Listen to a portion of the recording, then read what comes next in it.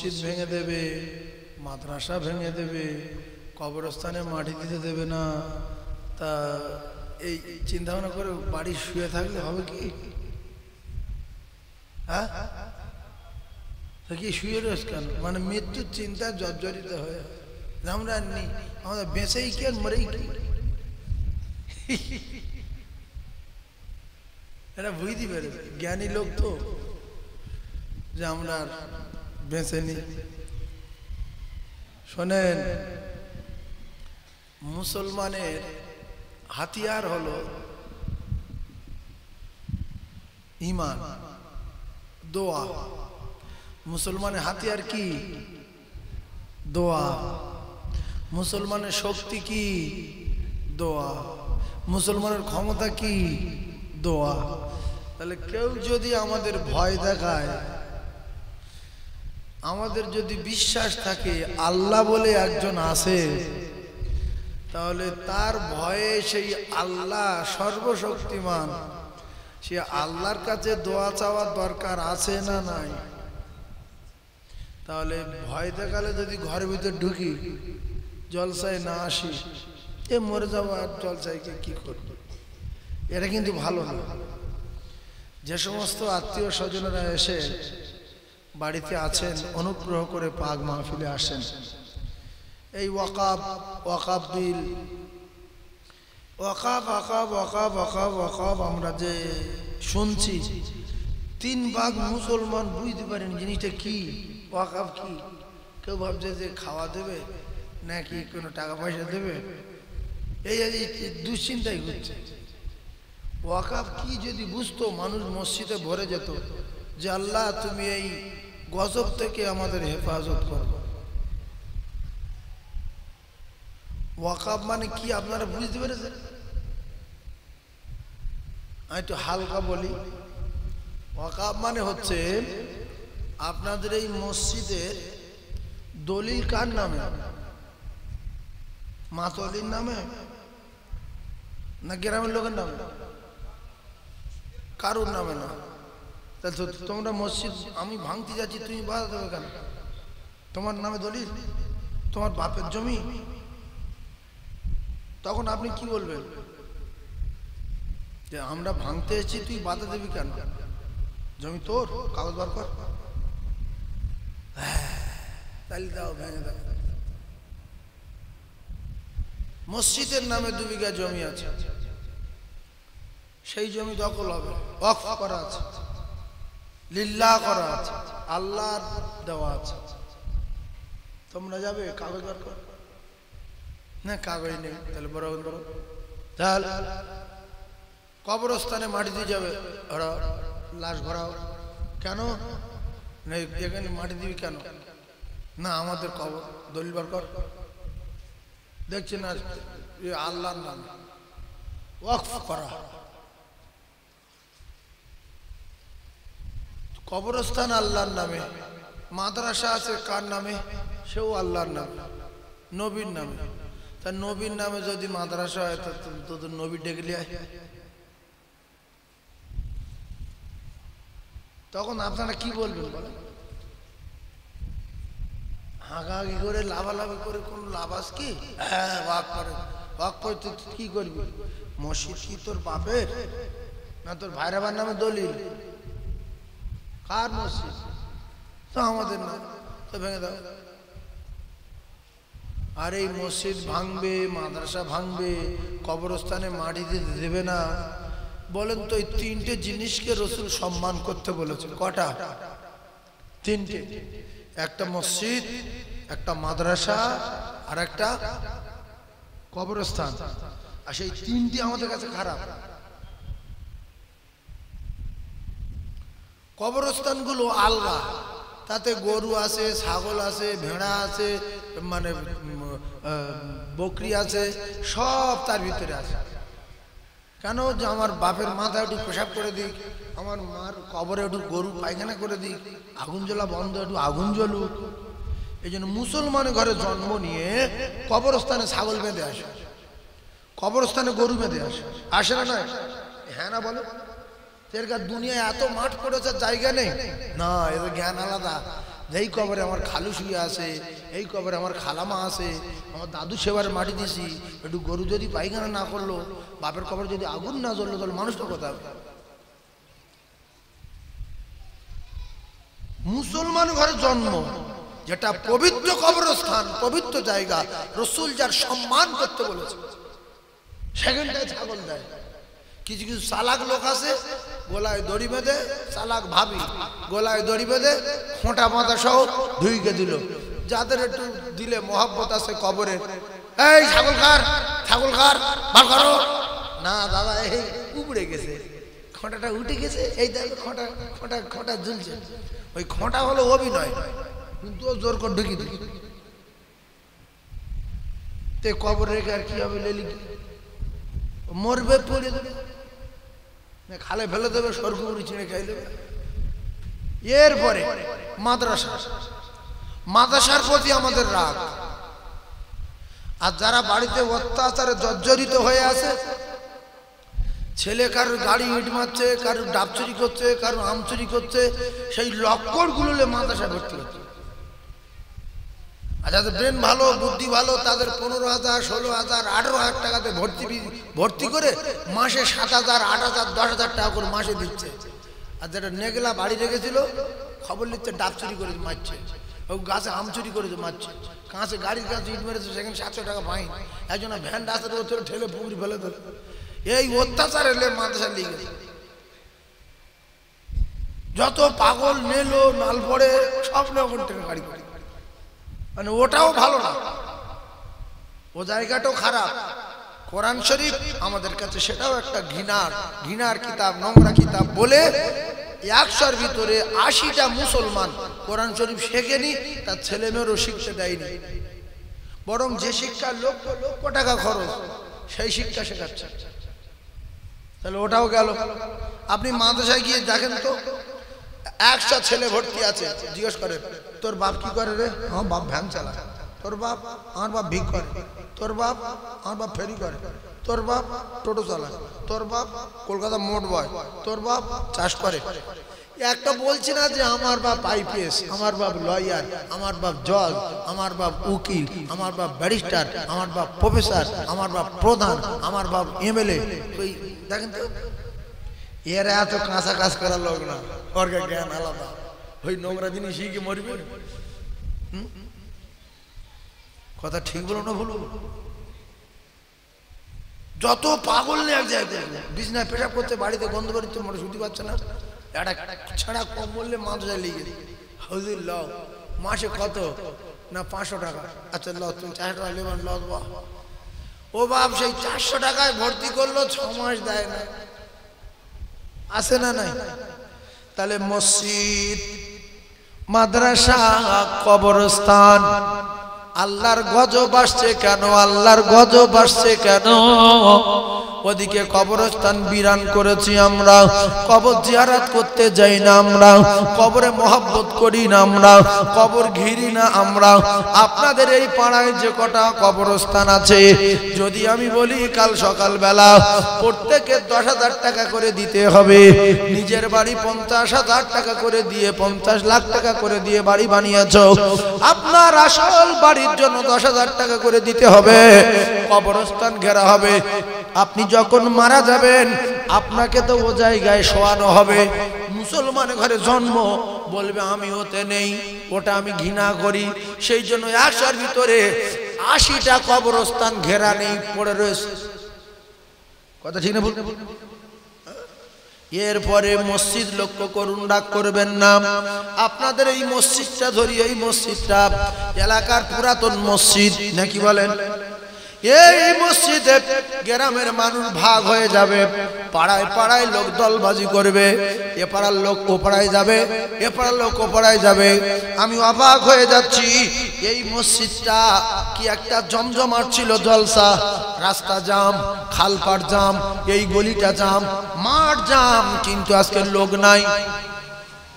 কলিজার টুকরা ভাইরা, মসজিদে যখন আজান হচ্ছে আপনারা বিচার করুন, মসজিদে যখন আজান হচ্ছে এই মহল্লায় যদি 200 মুসলমানের বাস হয়, ওই 200 মুসলমান বাপ বেটায় যদি 200 জনের নামাজ ফরজ থাকে, আপনারা বিচার করে বলুন 150 বাদেই 50 জন কি 5 ওয়াক্ত নামাজ পড়ে? পড়ে কি? হ্যাঁ না বলে? কোরআন মাথায় করে বললে বলবেন যে হ্যাঁ 50 জন হয় না, সন্দেহ কি? আমি চ্যালেঞ্জ দিয়ে বলছি আল্লাহর কসম 50 জন হয় না। এই কথা ঠিক হলো? কি দিন রাখবে লিখে ফালতু পড়ে রোজ কি করবে?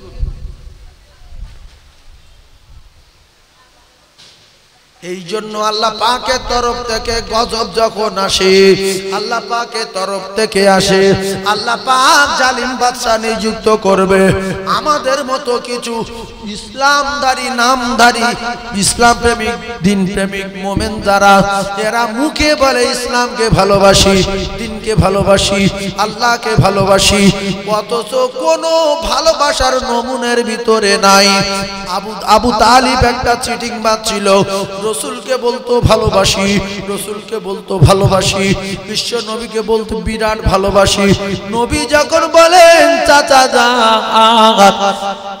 ভালোবাসেন ভালোবাসেন বলে হ্যাঁ, তাহলে কোরআন শরীফটা মেনে নেন বলে না, তাহলে আমাকে মেনে নেন বলে না, আল্লাহকে মেনে নেন বলে না।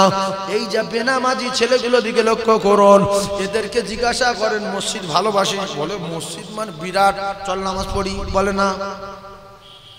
এই কথা ঠিক না ভুল? মসজিদ ভালোবাসি, ও বাবা ও তোমার আল্লাহর ঘর, তা চল না।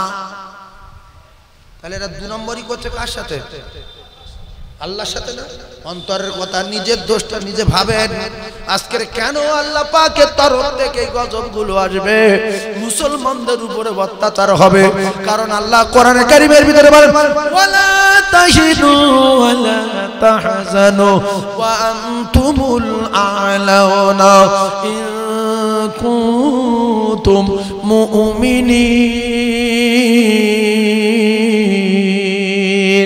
আল্লাহ বলে বান্দা আমি কথা দিচ্ছি তোদের সঙ্গে, তোদের কোনো চিন্তা নাই, তোদের কোনো ভয় নাই, পৃথিবীর কোনো শক্তি কোনো তাকাত তোদের মারতে পারবে না, তোরা লাঞ্ছিত বঞ্চিত হবি না, শর্ত যদি তোরা নামাজি হোস, মসজিদমুখী হোস, যদি তোরা মুমিন হয়ে যাস। তাহলে আমরা নামাজি কি সবাই? কথা বলে। তাহলে এতে আর টেনশন নিয়ে লাভ কি? মৃত্যুর জন্য রেডি হও, কথা বললি মুকুর মারবি, বেরো বেরো। নামাজ পড়িস তাহলে না, তাহলে মসজিদ ভাইছি তোর গাদালা করতে পারে। হাট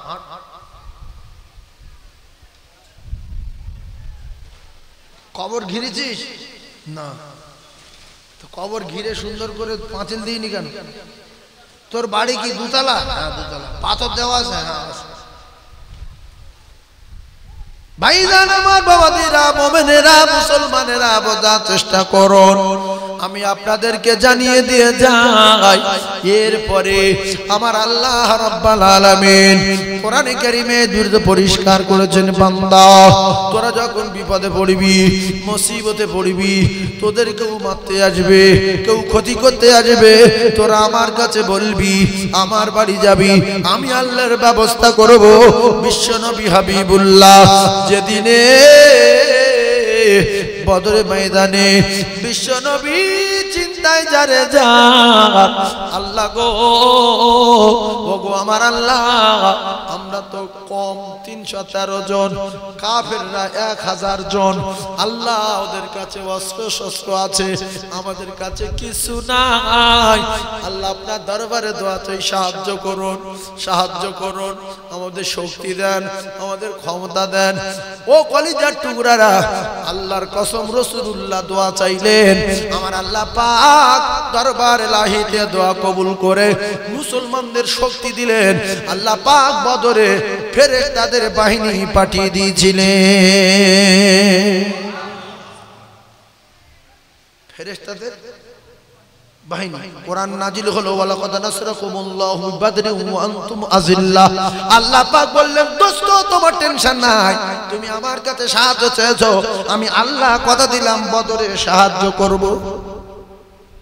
তাহলে লাফালাফি হই হই পেটা পেটা পানি নেই, মানুষের বাচ্চা পেটা করে পানি লায় না, হই হই হই হই না করে যদি সত্যিকারে মসজিদে মহব্বত থাকতো, মাদ্রাসায় মহব্বত থাকতো, কবরস্থানের প্রতি মহব্বত থাকতো, এরা মুসলমান হই হই না করে 5 ওয়াক্ত আজান হলে মসজিদে এসে সেই রব সেই আল্লাহর দরবারে বিচার দিত। হই হই করে লাভ নেই, দাঁত ভেঙে পেটের ভিতর ঢুকে দেবে। বাঁচতে গেলে তাহলে কোথায় যাওয়া দরকার? মসজিদে এসে রাসূলুল্লাহ সাহাবাদের মতো রাসূলুল্লাহর মতো মালিকের কাছে বিচার দিতে হবে। হ্যাঁ, যদি কেউ ভাবে যে আল্লাহর কোনো ক্ষমতা নেই, আল্লাহর বয়স ভারী হয়ে গেছে, আগে যা হওয়ার হয়ে গেছে, এখন আর আল্লাহর কাছে বলেও লাভ নেই। হ্যাঁ,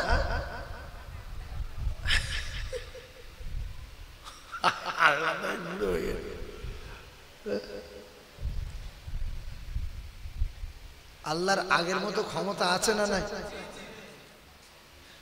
এক চুল পরিমাণ কমজোর ভাববেন না, সবকিছু ছাড়া সবকিছু যিনি পারেন তিনি হলেন আল্লাহ। সুবহানাল্লাহ বলেন। তাহলে আমাদের এখন একটাই কাজ, কি? শক্তি সংগ্রহ করা, শক্তিশালীদের সঙ্গে মিলে মিশে আমাদের আগিয়ে যেতে হবে। তাহলে পৃথিবী যা কিছু আছে সব ক্ষমতার মালিক কে? তাহলে সব ক্ষমতার মালিক যদি আল্লাহ হয়, এটা যদি আমাদের দিলের কথা হয়, তাহলে আল্লাহর সঙ্গে সম্পর্ক করার দরকার আছে না নাই? তাহলে যে কজন মসজিদের উপরে দরদ আছে, কবরস্থানের উপরে দরদ আছে, মাদ্রাসার উপরে দরদ আছে, তাদের দুটো পায়ে ধরে বলছি, আর হই হই না করে লাভটাপ না মেরে আজ থেকে শপথ করে নাক্কান মোলাখে আল্লাহর কসম মসজিদে আসি, আল্লাহর কাছে কাঁদি। এখনো আল্লাহ পাক রহমতের দরজা খোলা, আল্লাহ পাক সাহায্য করবে ইনশাআল্লাহ। যে মুসলমানের নামাজ পড়ার ক্ষমতা নেই, সে মসজিদ মাদ্রাসা নিয়ে কি টেনশন করে? এরা ভিতর থেকে আর ওদের সঙ্গী হয়ে সহযোগিতা করতেছে, ভেয়ে দে ভাই, কেন না সবসময় আজান দিচ্ছে, নামাজ পড়ার জন্য ডাকছে, এইসব হইচই কাজ কারবার আমাদের ভালো লাগে না, ভেয়ে দে ভেয়ে দে, ওদের সঙ্গে সহযোগিতা করছে।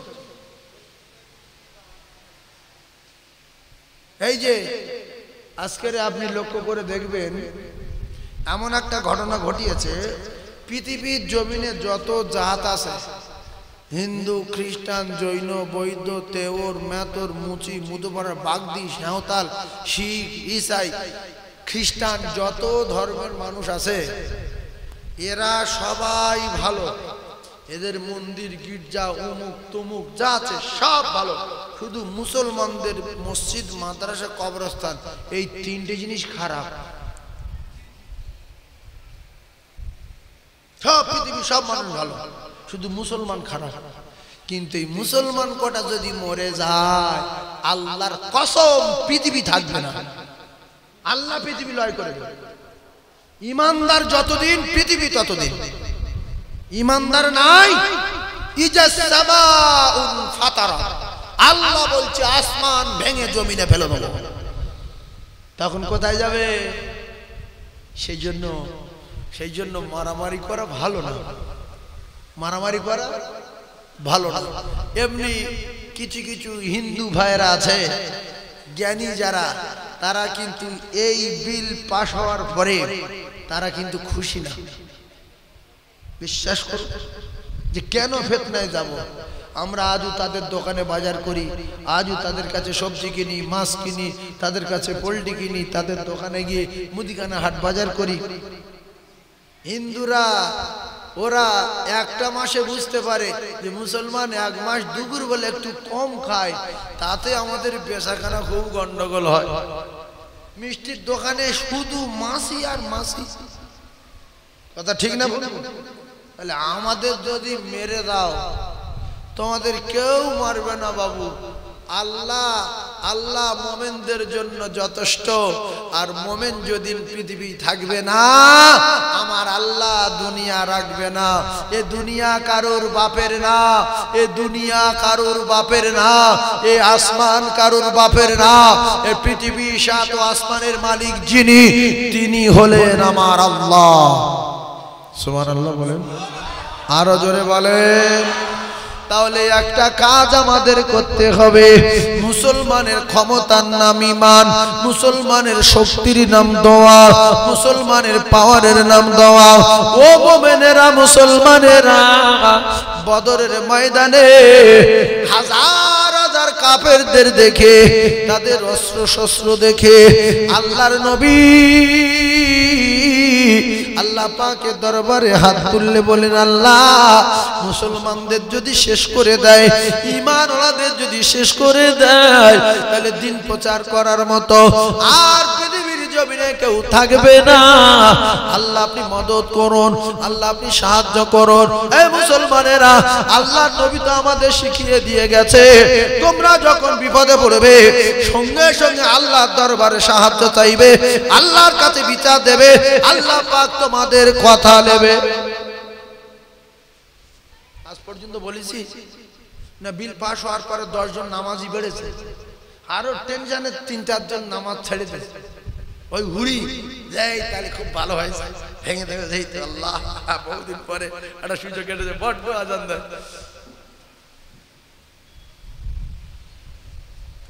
পাগলের মতো সবাই এসে মসজিদে খাঁদা দরকার ছিল না কি গো, যে আল্লাহ একই হলো।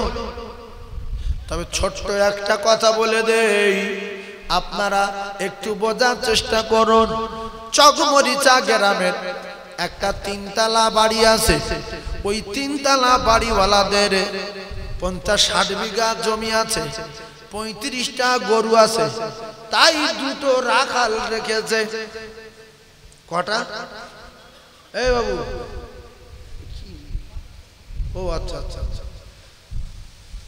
2টো রাখাল রেখেছে। রাখাল এখন হঠাৎ রাত্রেবেলা ডাকাতি এসেছে, ডাকাতি হয়েছে, ডাকাতি হবে, ডাকাত পড়েছে। ডাকাত আসার পরে ডাকাতগুলো বলছে, তোর মালিকের থবনা গুঁড়ো করে দেবো, তোর মালিকের গুলি করব, তোর মালিকের সোনার গহনা লবো, তোর মালিকের কোথায় কি আছে সব বল। বলছে আগে আমাদের দুজনের সাথে লাগ, আমাদের দুজনের টপকে দে, তারপরে মালিক পর্যন্ত তোর যেতে দেবো। তাহলে রাখাল মালিকের খুব ভালোবাসে না, বাসে না? এখন এই লড়াই করতে করতে একটা রাখালের চাপালি দাঁত ফেলে দিয়েছে, আর একটা মেরে মাথা ফাটিয়ে দিয়েছে, আর একটা ঠ্যাং কেটে দিয়েছে। সকালবেলা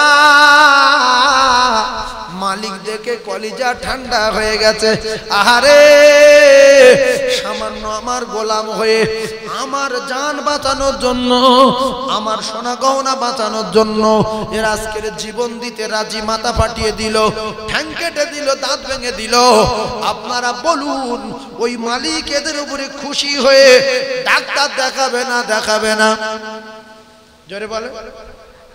সংসার চালাবে না? চালাবে না? কেউ যদি মারা যায়, আমার তো মনে হয় মালিক যদি সত্যিকারের জ্ঞানী হয়, তার বাচ্চা কাচ্চা সারা জীবন দায়িত্ব নেবে যে তোর বাপ আমার জন্য জীবন দিয়েছে, আমি হাজার লোকের সঙ্গে কথা দিলাম, তোর টোটাল সংসারের দায়িত্ব আমার, এবং তোদের 2 ভাইয়ের 2 বিঘা জমি লিখে দিলাম। কেন? ওই রাখালের 2টো বাচ্চা ছিল। কলিজার টুকরা ভাইরা, আমরা সবাই রাখাল, আমরা সবাই গোলাম, আমাদের সকলের মালিক আমার আল্লাহ। আল্লাহর বাড়ি, আল্লাহর জমি, আল্লাহর জায়গা, আল্লাহর কবরস্থান, পৃথিবীর জমিনে আল্লাহর নামে যত জায়গা আছে, আল্লাহর নামে যত জমি আছে, মসজিদের নামে যত জমি আছে, মাদ্রাসার নামে যত জমি আছে, কবরস্থান 50 বিঘা, 60 বিঘা, 100 বিঘা করে একটা কবরস্থান আছে। ও কলিজার টুকরা ভাইরা আমার, এই কবরস্থান, মসজিদ, মাদ্রাসা জায়গা বলি, মসজিদ বলি, মাদ্রাসা বলি, দায়িত্ব কার? গোলামের।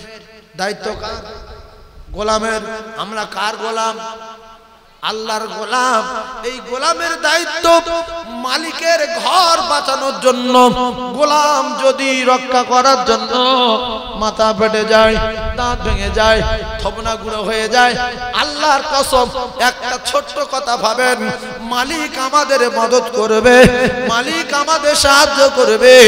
আর যদি মালিকের বাঁচাতে গিয়ে গোলাম মরে যায়, আল্লাহ পাক আমাদের মালিক, আল্লাহ পাকের ওয়াদা, আমি আল্লাহ তাদের প্রত্যেকের জান্নাতে দিয়ে কোটি কোটি কোটি কোটি বিঘা জায়গা দিয়ে দেব।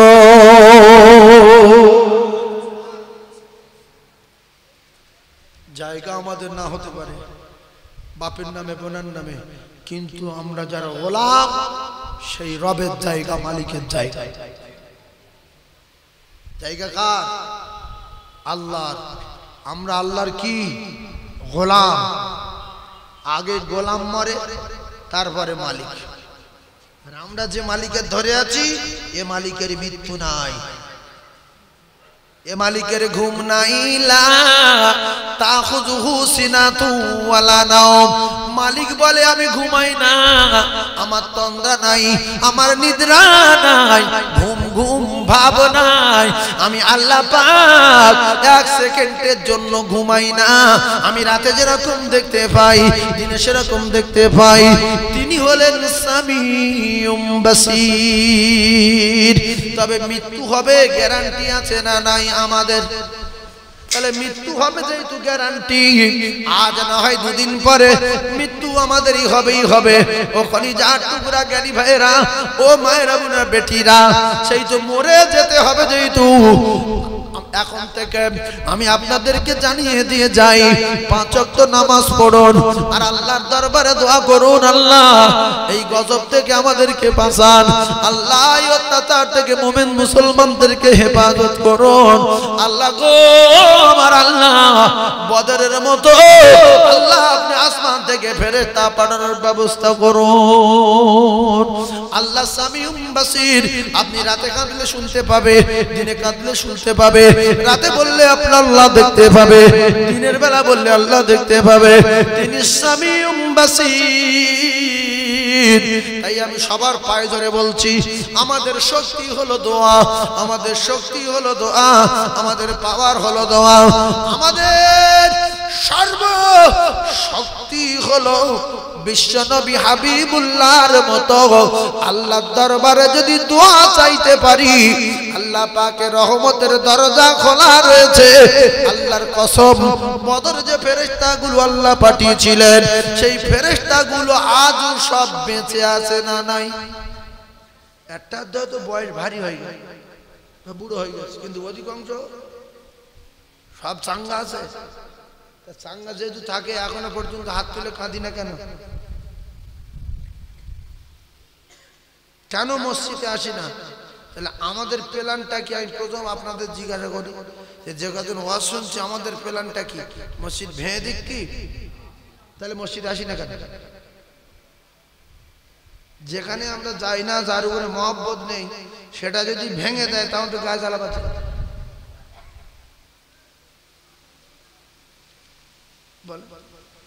বাপ বলছে মোটর সাইকেলটা কিনেছি, চালাবি, বলছে না, তো কদিন ফেলে রাখবে?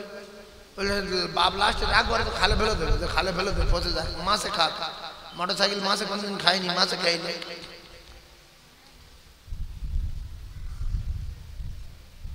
আল্লাহ আমাদের মালিক, আমরা আল্লাহর গোলাম।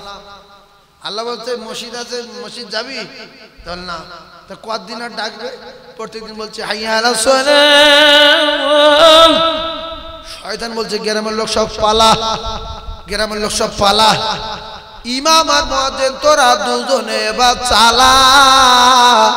আল্লাহ বলছে বহুত দিন থেকে এই কীর্তি হচ্ছে, আমি দেখছি। আজান যখন দিচ্ছে, গ্রামের লোক পালাচ্ছে, কেউ তাস খেলছে, কেউ জুয়া খেলছে, কেউ খাল পাড়ে বসে আছে, কেউ তেঁতুর তলায় বসে আছে, কেউ আমড়া তলায় বসে আছে। তাহলে এর জন্য মসজিদে কি হবে? মসজিদের জন্য বদদোয়া করবে। আল্লাহর কসম, যে মসজিদে মুসল্লি না হয়, সেই মসজিদ মহল্লাবাসীদের জন্য বদদোয়া করে যে আল্লাহ এর গজব দাও, এখনো বাঁচিয়ে রেখেছে কেন? এরা কামটার মতো খাচ্ছে আর ঘুরছে, আজান হলে আসে না। এই কথা ঠিক না ভুল? এরা ধ্বংস করো, এর গা ধ্বংস করো।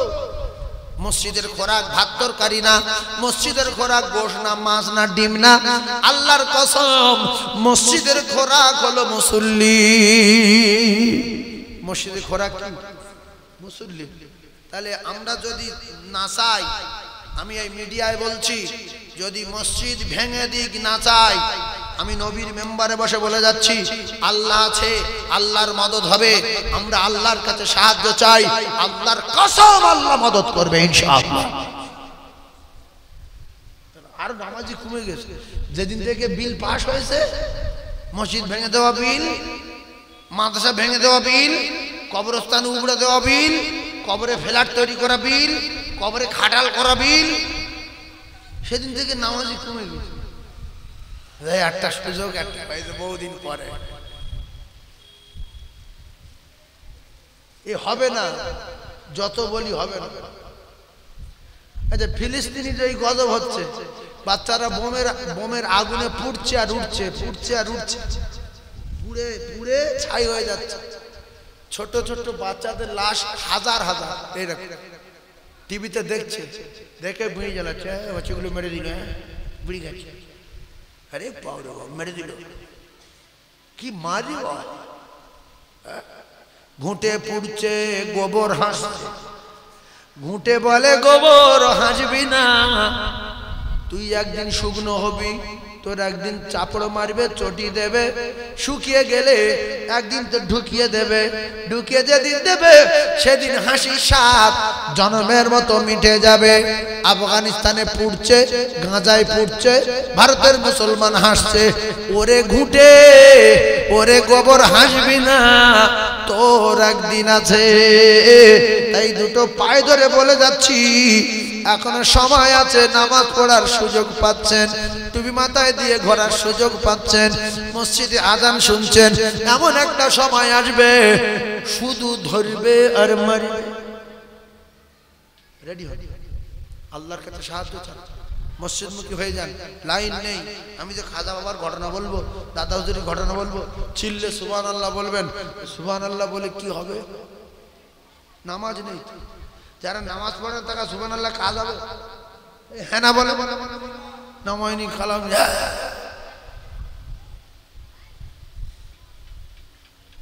ভাইরা আমার বাবাদিরা, সোনার চাঁদ মানিকেরা, ঝুঁকেরা, জনেরা, বদরে বিশ্ব নবী হাবিবুল্লাহ নামদার তাজে মদিনার এক সাহাবী বললেন, ইয়া রাসূলুল্লাহ, বদরে যখন যুদ্ধ শুরু হয়ে গেল, আমি শুধু আওয়াজ শুনতে পাচ্ছি, হাইজুম তুমি এগিয়ে চলো। ইয়া রাসূলুল্লাহ, চাবুকের আওয়াজ শুনতে পাচ্ছি। ইয়া হাবিবাল্লাহ, ঘোড়ার পায়ের মতো শব্দ শুনতে পাচ্ছি, কারা যেন খটখট খটখট করে আসছে। ইয়া রাসূলুল্লাহ, কিন্তু চাবুক মারছে, মানুষ পড়ে ছটফট করে মারা যাচ্ছে, কে মারছে দেখতে পাই না, কিন্তু কাফেররা পড়ে ছটফট করে মারা যাচ্ছে। যেখানে চাবুক মারছে সঙ্গে সঙ্গে পুড়ে কালো হয়ে যাচ্ছে। আল্লাহ রাসূল বললেন, কোনো চিন্তা করো না, 16 তারিখে রাতের বেলা, 16ই রমজান রাতের বেলা, আল্লাহ পাক দরবারে ইলাহিতে দোয়া কবুল করে নিয়ে আল্লাহ পাক ঘোষণা দিয়েছেন, আমি আল্লাহ বদরে আসমান থেকে ফেরেশতাদের বাহিনী পাঠাবো। ও সাহাবী শুনে কে দাও, আমরা 313 জন না, আল্লাহ পাকের ফেরেশতারা বদরে নেমে গেছে।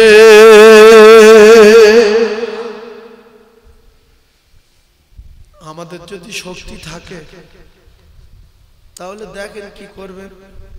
যদি বলেন শক্তি নাই, তাহলে সর্বশক্তিমান যিনি, সব ক্ষমতার মালিক যিনি, সেই রবের সঙ্গে সম্পর্ক রাখতে হবে। তিনি আমাদের মদত করলে তবে আমরা দাঁড়াতে পারবো, নইলে শেষ হয়ে যাব। কথা ঠিক না ভুল? এইবারে একটা কথা বোঝার চেষ্টা করুন, কলিজার টুকরা ভাইরা, আল্লাহ রাসূল দিন দুনিয়ার বাদশা জানিয়েছেন। আপনারা যারা জ্ঞানী মানুষ, একটু মাথায় ভালো মগজ আছে, সাব মগজ, একটু বোঝার চেষ্টা করুন। আপনারা যারা ভালো মানুষ, সবার মাথার মগজ এক না, সবার জ্ঞান গম্যি এক না। কেউ ঘুরো লোক, খাবার জ্বালায় শুধু ঘুরে বেড়াচ্ছে, মাইকের আওয়াজ শুনে বহু লোক খেতে আছে, দুটো খাবো, পাগলা লোক। যেমন আপনারা মানুষ বসে আছেন, এর ভিতরে একটা মানুষ আছে, তার মাথা আছে কিন্তু মাথা কাজ করে না। কথা ঠিক বলছি না? মাথা আছে, মাথা কাজ করে না। দেখতে আমাদের মতো দুটো কান, দুটো চোখ, নাক আছে, মাথা আছে, কিন্তু মাথা কাজ করে। এরকম লোক আছে না নাই? আরে হ্যাঁ না বলে না তো, জলসায় আছে না নাই? কই ভাই? এই ভাই বলছে এই সামনে আছে। এই জন্য বলছি সবার মাথায় মগজ সমান না। আল্লাহ রাসূল বলেছেন দাওয়াতুল মাজলুম, কথাটা একটু বোঝার চেষ্টা করুন, আপনারা বিচার করুন। সরকারের তুলনায় আমরা মজলুম, সরকারের কাছে আমরা অসহায়।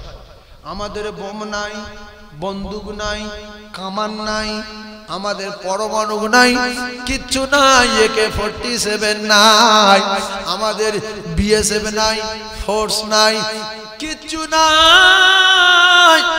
তাহলে আমরা মজলুম। ভালো করে বোঝার চেষ্টা করুন। আমি আল্লাহর কসম খেয়ে বলছি, আল্লাহর নবী বলেছে মজলুম যখন দোয়া করবে জালেম বাদশার বিরুদ্ধে, মজলুম যখন দোয়া করবে জুলুমকারীর বিরুদ্ধে, ভালো করে বোঝার চেষ্টা করুন।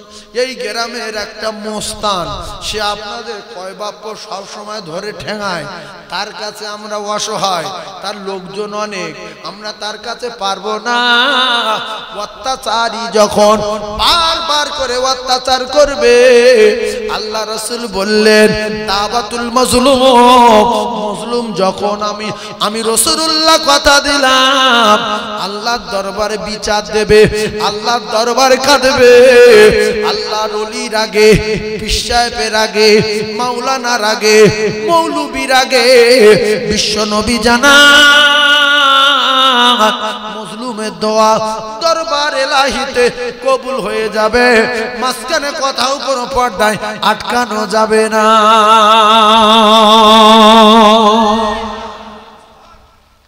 কথাটা কিছু বুঝতে পেরেছেন? এতে মৌলবী মাওলানার দরকার নেই। দেখো পীর দোয়া করলে কবুল হবে না, ও বড় মাওলানা ডেকে লাও না। আমরা তো মজলুম, একটা হিসাব আমরা কি মজলুম। সরকারের কাছে আমরা অসহায়, কিচ্ছু নাই। তাহলে আমরা কি করব? আল্লাহর কাছে দোয়া করব। দাওয়াতুল মাজলুম আল্লাহর ওলির আগে, পীরের আগে, মাওলানার আগে, মুফতি সাহেবের আগে নবী জানিয়েছেন মজলুমের দোয়া দরবার এলাহিতে কবুল হয়ে যাবে। বোম তৈরি করার দরকার নেই, বন্দুক তৈরি করার দরকার নেই, কামান তৈরি করার দরকার নেই। আল্লাহর কসম, বোম বন্দুক কামান হচ্ছে ঈমানের ক্ষমতা বেশি নাকি বলে? তাহলে বোমের দরকার নাই মুসলমানের, বন্দুকের দরকার নাই মুসলমানের, কামানের দরকার নাই মুসলমানের। মুসলমানের যদি ঈমান থেকে যায়, বোম বন্দুক কামান AK-47 মুসলমানের দোয়ার কাছে তুচ্ছ হয়ে যায়। এতটুকু পারেন না, কিচ্ছু তৈরি করতে হবে না। টুক করে মসজিদে আসবেন, এসে মজলুম যে আল্লাহ আমরা কিচ্ছু না, আমাদের কাছে কিচ্ছু নাই, আমাদের ক্ষমতা নাই, আপনি সাহায্য করুন। আল্লাহ তামাম বিশ্বের মুসলমানদেরকে হেফাজত করুন, তামাম বিশ্বের মুমিনদেরকে হেফাজত করুন। আল্লাহ আপনার ঘর বাড়ি, মসজিদ, মাদ্রাসা, কোরআনের কারখানা, কবরস্থান আপনি হেফাজত করুন। এতটুকু মুখে বলা যায় না? মুখে কি হয়েছে? মুখ কি ভোঁতা হয়ে গেছে? ইস, এখনো সুযোগ রয়েছে গো, টাইম আছে হাত তোলা, এখনো টাইম আছে হাত তোলা। আমি তো আপনাদের কিচ্ছু করতে বলিনি, জমি জায়গা লিখে দিতে বলিনি যে না ওই দোয়া করতে গেলে 2 লাখ টাকা দিতে হবে, তারপরে কেউ যদি দোয়া করতে যায় তার 5 কাঠা করে জমি দলিল করে দিতে হবে। তা কিচ্ছু কি ফ্রি একটা লুঙ্গি পরে মসজিদে আসবো বা ঘরে বসে বসে আল্লাহর কাছে কাঁদবো, ফ্রি। রসুল বলছে দোয়া কবুল হবে, মাঝখানে কোথাও কোনো পর্দায় আটকানো যাবে না।